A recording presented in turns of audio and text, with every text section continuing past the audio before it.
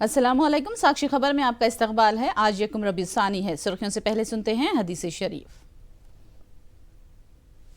बिस्मिल्लाहिर्रहमानिर्रहीम। नबी करीम सल्लल्लाहु अलैहि वसल्लम का इरशाद मुबारक है, वो आदमी ना समझ है जो नफ्स की ख्वाहिशों पर चले और अल्लाह ताला से उम्मीदें रखे कि अल्लाह ताला बड़े माफ़ फरमाने वाले हैं। और अब सुर्खियां। हम जिन्सों को शादियों की इजाजत नहीं दी जा सकती। सुप्रीम कोर्ट की 5 रुकनी बेंच का 3-2 की अक्सरियत से फैसला। टीपीसीसी चीफ रेवंत रेड्डी को पुलिस ने किया गिरफ्तार। सीटों की फरोख्त के इल्जाम के जवाब में कसम खाने रेवंत जा रहे थे गनपाग। सिरसिल्ला में बीआरएस पार्टी का जलसे आम। केटीआर के हलके में बड़े इज्तिमा के लिए तमाम तैयारियां मुकम्मल। कुछ देर बाद होगा केसीआर का खिताब।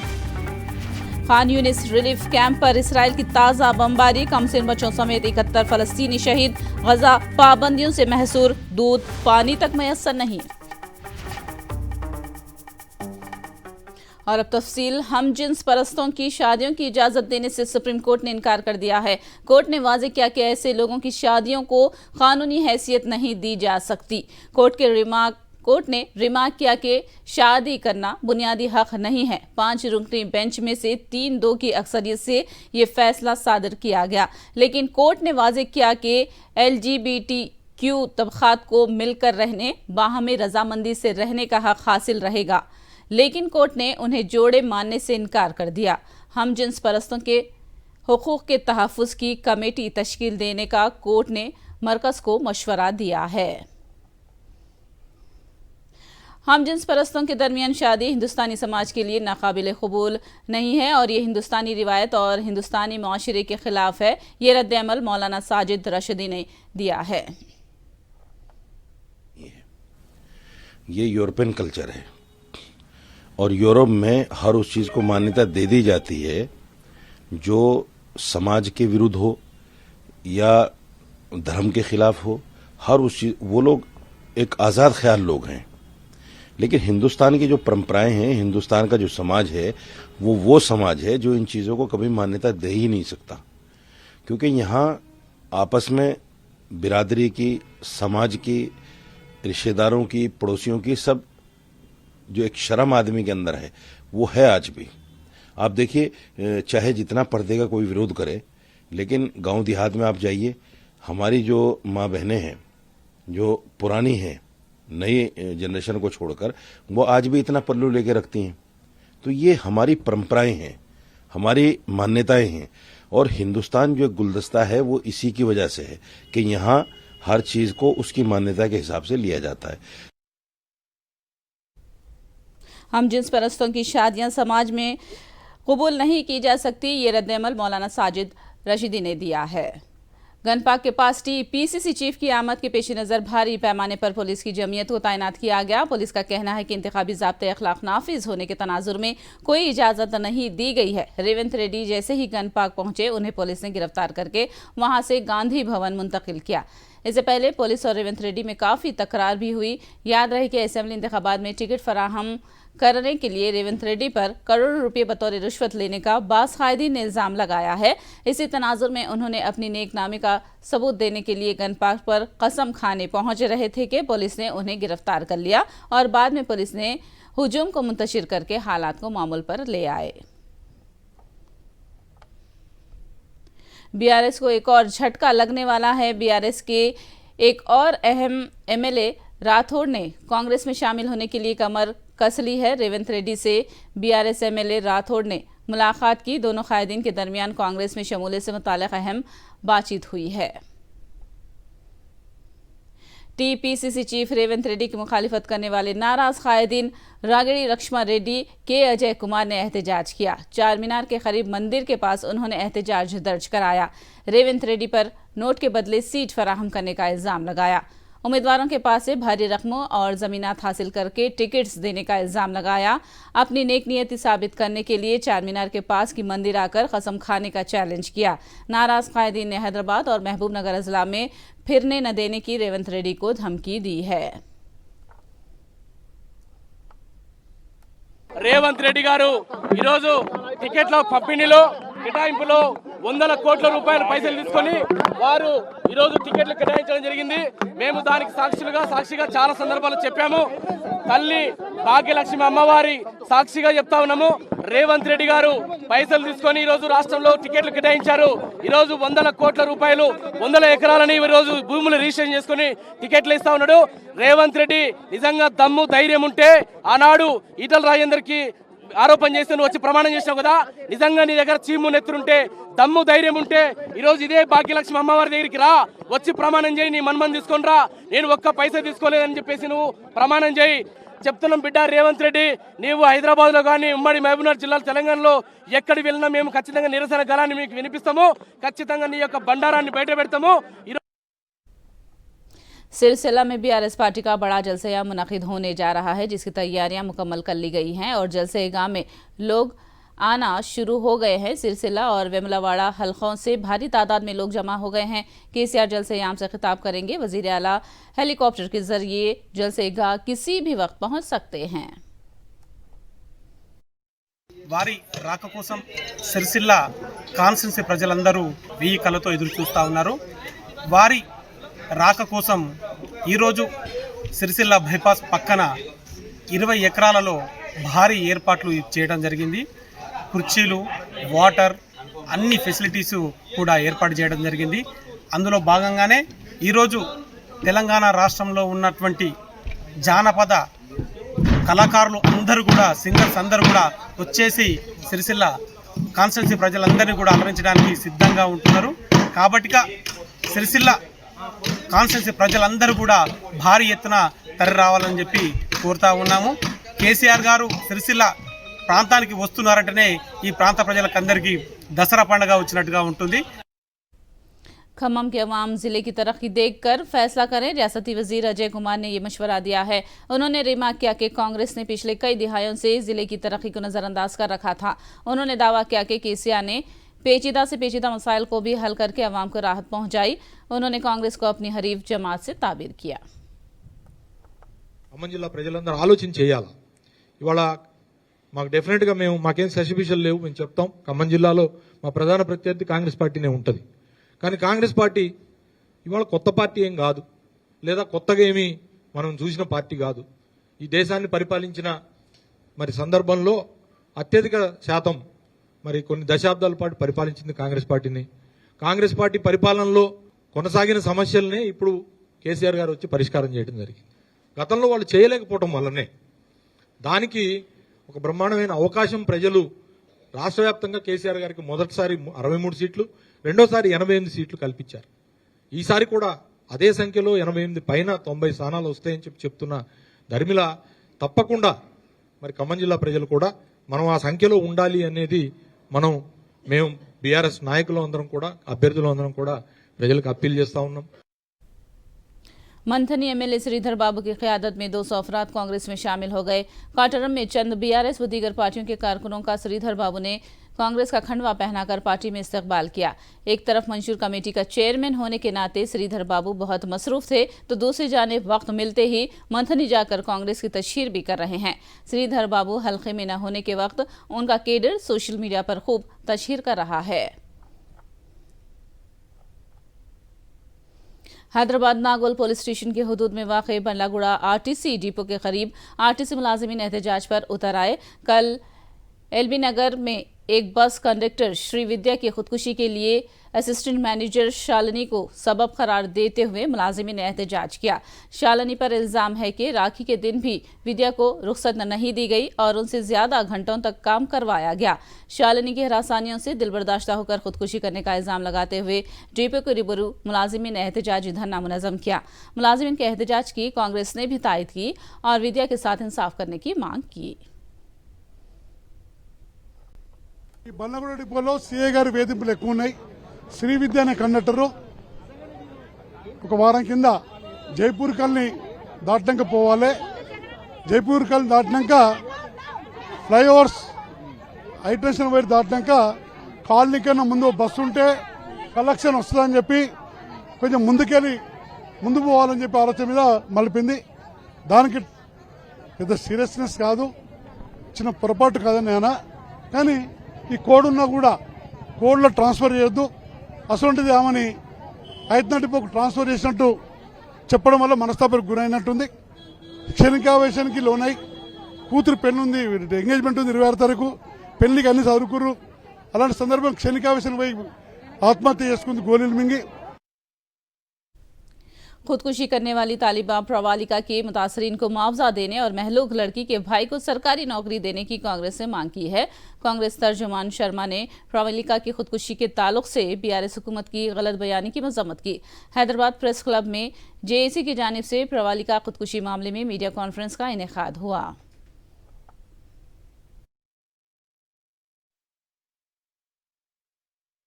आप फेल मुख्यमंत्री हैं, आप झूठे हैं। केटीआर कहते हैं उसने प्रवल्लिका ने कोई एग्जाम ही नहीं दिया। हमने प्रवल्लिका के हॉल टिकट्स कल गांधी भवन में कांग्रेस के हेडक्वार्टर में तेलंगाना के में प्रेस कॉन्फ्रेंस करके मैंने खुद अपने हाथ से सारे हॉल टिकट्स प्रेस के माध्यम से केटीआर को भेजे कि देखिए केटीआर, ये आपके झूठ का पर्दाफाश कर रहे हैं हम, और हम चुप नहीं बैठेंगे जब तक प्रवल्लिका के परिवार को इंसाफ नहीं मिलेगा। हम चुप नहीं बैठेंगे, क्योंकि सिर्फ एक प्रवल्लिका की बात नहीं है, प्रवल्लिका के जैसे लाखों युवाओं की बात है। लाखों लाखों गरीब परिवार, मध्यम परिवार के उन बच्चों की बात है जो अपने एक भविष्य का सपना सोचते हैं। रामोजी राव और शैलजा किरण की क्वाश पिटीशन पर समाअत को कोर्ट ने कल तक के लिए मुलतवी कर दिया है। मार्गदर्शी चिट फंड पर यूरी रेड्डी की शिकायत पर रामोजी राव और शैलजा पर सीआईडी ने एफआईआर दर्ज किया। सीआईडी ने कोर्ट से उन्हें सख्त सजा देने की मांग की है। कोर्ट ने कहा कि कल दोनों फरीकीन के मौक़िफ़ की समाअत की जाएगी।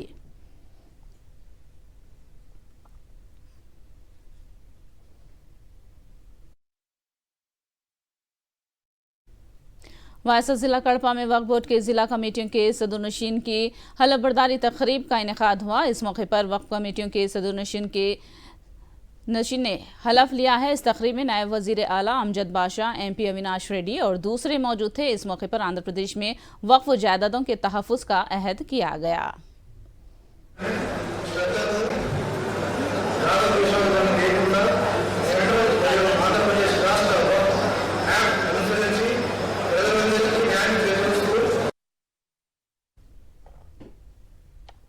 वज़ीर आला जगन मोहन रेड्डी ने मुसलमानों को पार्टी में, हुकूमत में और फलाह के हवाले से मुनासिब नुमाइंदगी फराहम की है।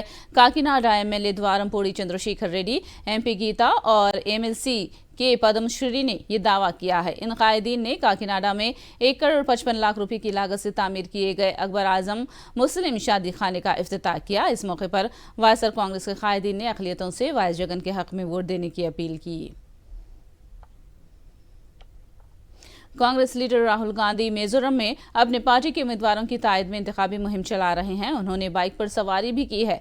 इस मौके पर राहुल गांधी ने मीडिया कॉन्फ्रेंस से खिताब करते हुए कहा कि वजीर आजम मोदी जीएसटी के जरिए अडानी को फायदा और गरीबों को नुकसान पहुंचा रहे हैं।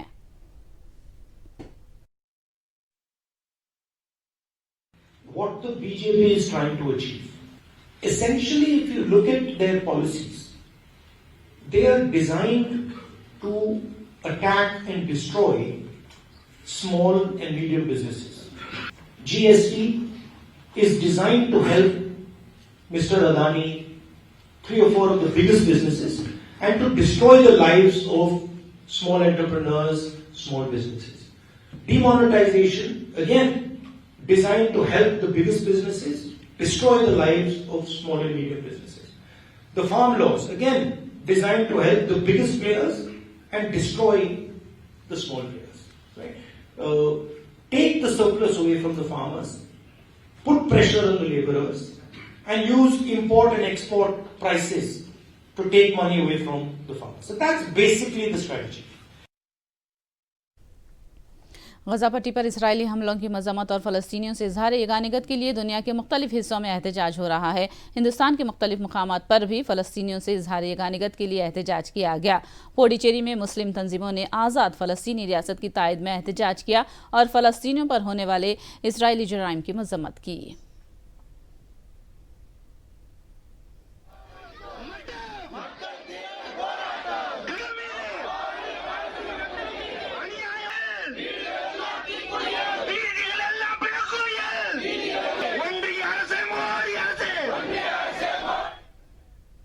गजा पट्टी पर इसराइल के फिजाई हमले जारी हैं। कल शाम इसराइल ने खान यूनिस पनागुज़ीन कैंप पर बम बरसाए हैं। इसराइल के इस वहशियाना कार्रवाई में 71 फलस्तीनी शहीद हुए हैं। महलूकीन और जख्मियों में मासूम बच्चे भी शामिल हैं। गजा पट्टी में होने वाली इसराइली हमले में 2500 से ज्यादा फलस्तीनी हलाक हुए हैं और हजारों बेघर हुए हैं।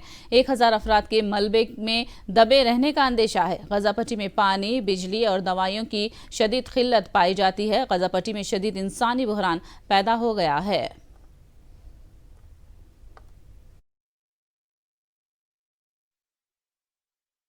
إصابات وشهداء. نعمل على إخلاء الإصابات من المكان ونقلها إلى المستشفيات بطواقم لنا الإمكانيات المحدودة أيضا.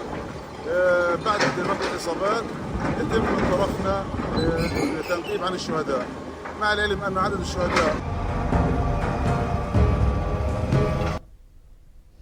अमरीकी वजीर खारजा एंटोनी ब्लिंकन इसराइल के दौरे पर पहुंचे, ताहम वो गजा पट्टी को इमदादी सामान की फराहमी में इसराइल को राजी कराने में नाकाम रहे। गजा पट्टी में पानी, दवाइयों और ज़रूरियात ज़िंदगी का सामान खत्म हो चुका है। ताहम इसराइल ने इंसानी बुनियादों पर भी गजा के परेशान हाल लोगों को ज़रूरियात ज़िंदगी का सामान मुहैया करने में रुकावट पैदा कर रहा है।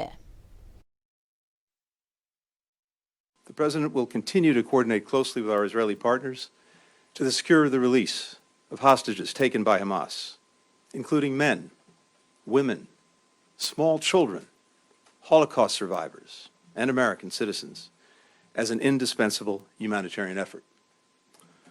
Fourth, President Biden will receive a comprehensive brief on Israel's war aims and strategy.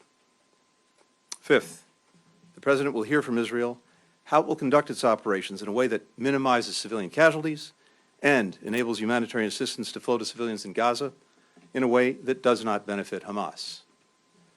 To that end, today, and at our request, the United States and Israel have agreed to develop a plan that will enable humanitarian aid from donor nations and multilateral organizations to reach civilians in Gaza, and them alone, including the possibility of creating areas to help keep civilians out of harm's way. बरतानवी parliament ने Israel और Hamas के दरमियान जारी जंग से पैदा होने वाली कशीदगी को खत्म करने पर जोर दिया है। बरतानवी वजीर आजम ऋषि सुनक ने गजा पट्टी की महसूर फलस्तीनियों को इमदाद पहुंचाने पर जोर दिया। So we must ensure humanitarian support urgently reaches civilians in Gaza. This requires Egypt and Israel to allow in the aid that is so badly needed. We also need to keep the situation in the West Bank in the forefront of our minds at this moment of heightened sensitivity. Earlier today, I spoke to Mahmoud Abbas, the leader of the Palestinian Authority, to express our support for his efforts to provide stability. And third, we will use all the tools of British diplomacy to sustain the prospects of peace and stability in the region. Ultimately, that requires security for Israelis and Palestinians and a two-state solution. So we are increasing our regional engagement. आलमी cup में आज जनूबी Africa का मुकाबला Netherlands से हो रहा है। जनूबी अफ्रीका ने अब तक 2 मैच खेलते हुए दोनों मैचों में कामयाबी हासिल की, जबकि नीदरलैंड दोनों मैच हार चुका है। जनूबी अफ्रीका नीदरलैंड के खिलाफ कामयाबी से अपनी सेमीफाइनल में रसाई को आसान बनाना चाहता है। क्रिकेट को 100 साल बाद फिर ओलंपिक्स में शामिल किया गया है। लॉस एंजलिस में 2028 में होने वाले ओलंपिक्स में क्रिकेट इवेंट शामिल रहेगा और नंबर 1 आने वाली टीम को गोल्ड मेडल मिलेगा। इंटरनेशनल क्रिकेट काउंसिल के चेयरमैन ग्रेग बार्कले ने ओलंपिक में क्रिकेट को शामिल करने का खैर मकदम किया है।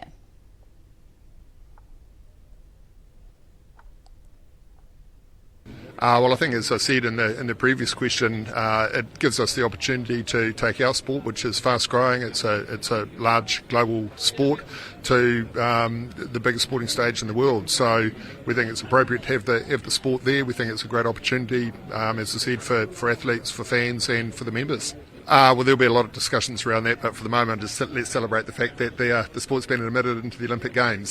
So, yeah, plenty of time over the next few years to work through the operational and logistic issues. But, yeah, cricket's it's been played in plenty of big events across the world, so I think that we're more than capable of getting the thing into a operatable form in the Olympics. Yeah, as I said, haven't worked through that detail at the moment. There's a lot of discussions to be held with the LOC just to see what can be achieved. So for today, let's just celebrate the fact that we're there. Cricket को Olympics में शामिल करने से हिंदुस्तान के लिए medal जीतना यकीनी हो जाएगा, ये रद्द-ए-अमल साबिक टेस्ट क्रिकेटर अतुल वासन ने दिया है। ग्लोबल स्पोर्ट बन चुकी है क्रिकेट, और मुझे लगता है कि एशियन गेम्स में सक्सेसफुल हुई है, पहले भी कॉमनवेल्थ गेम्स में 1-2 बार हुई है, पर क्योंकि अब ये फॉर्मेट जो है ना T20 का, ये इतना पॉपुलर हो चुका है, और इसके कारण ही आप ज्यादा टीम्स को थोड़े समय में ज्यादा एक पूरा इवेंट करा सकते हैं। पहले क्योंकि वनडे क्रिकेट का फॉर्मेट था, तो शायद वनडे क्रिकेट बहुत ज्यादा हो जाता है, और जो हल्की जो देश हैं जो ज्यादा क्रिकेट को तवज्जो नहीं देते, जो कि ओलंपिक्स या एशियन गेम्स में पार्ट लेते हैं, उनके लिए पूरी 50 ओवर की टीम खड़ी करने बहुत मुश्किल सी बात थी। पर T20 की आप देखेंगे, अफगानिस्तान की टीम देख लीजिए कितनी बढ़िया ऊपर आई है, और हॉलैंड की टीम देख लीजिए, तो ऐसी टीमें जो T20 में बड़ी टीम को भी टक्कर दे सकती हैं। तो T20 फॉर्मेट के आने से ही एक बार फिर से मुझे लगता है कि थोड़ा जोश आया कि ओलंपिक्स में होना चाहिए, तो मुझे लगता है कि बढ़िया बात है, और एक मेडल तो पक्का हो जाएगा इंडिया का, ऐसा मुझे लगता है 2028 में सही। देखिए, खिलाड़ियों का मौका तो ये है कि शायद मुझे लगा कि पहले जब भी क्रिकेट हुई है मल्टी नेशन इवेंट्स में, कॉमनवेल्थ गेम्स में हुई है, एशियन गेम्स में अब हुई है, तो शायद जो बड़े देश हैं, जो कहते हैं ना पावर हाउसेज हैं, ऑस्ट्रेलिया जैसे, इंडिया जैसे, इंग्लैंड जैसे, वो शायद इन गेम्स को इतना इंपॉर्टेंस देते नहीं, अपनी सेकंड टीम भेजते हैं, और सेकंड टीम भी आपकी जीत जाएगी क्योंकि वहां पे तो दूसरे देश खेल रहे हैं। कश्मीर में बर्फबारी का सिलसिला शुरू हुआ है। बर्फबारी के बायस श्रीनगर कौमी शाहरा को बंद कर दिया गया है। बर्फबारी से सड़कों पर बर्फ की चादरें बिछी हुई हैं और आमद और रफ्त मुश्किल हो गई है।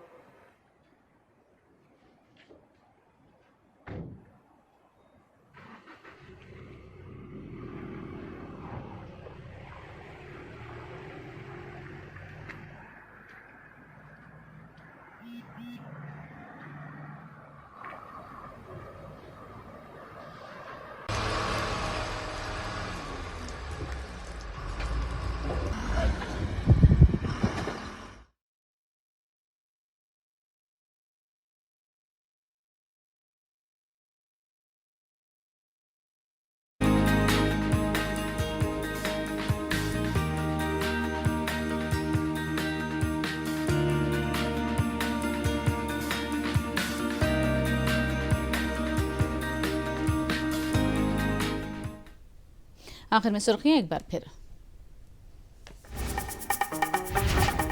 हम जिन्सों को शादियों की इजाजत नहीं दी जा सकती। सुप्रीम कोर्ट की 5 रुकनी बेंच का 3-2 की अक्सरियत से फैसला। टीपीसीसी चीफ रेवंत रेड्डी को पुलिस ने किया गिरफ्तार। सीटों की फरोख्त के इल्जाम के जवाब में कसम खाने रेवंत जा रहे थे गनपाक। सिलसिला में बीआरएस पार्टी का जलसे आम। केटीआर के हल्के में बड़े इज्तिमा के लिए तमाम तैयारियां मुकम्मल। कुछ ही देर बाद होगा केसीआर का खिताब। खान यूनिस रिलीफ कैंप पर इसराइल की ताजा बमबारी। कमसिन बच्चों समेत 71 फलस्तीनी शहीद। गजा पाबंदियों से महसूर, दूध पानी तक मयसर नहीं। साक्षी खबर में फिलहाल इतना ही। साक्षी टीवी पर खबरों का सिलसिला जारी रहेगा।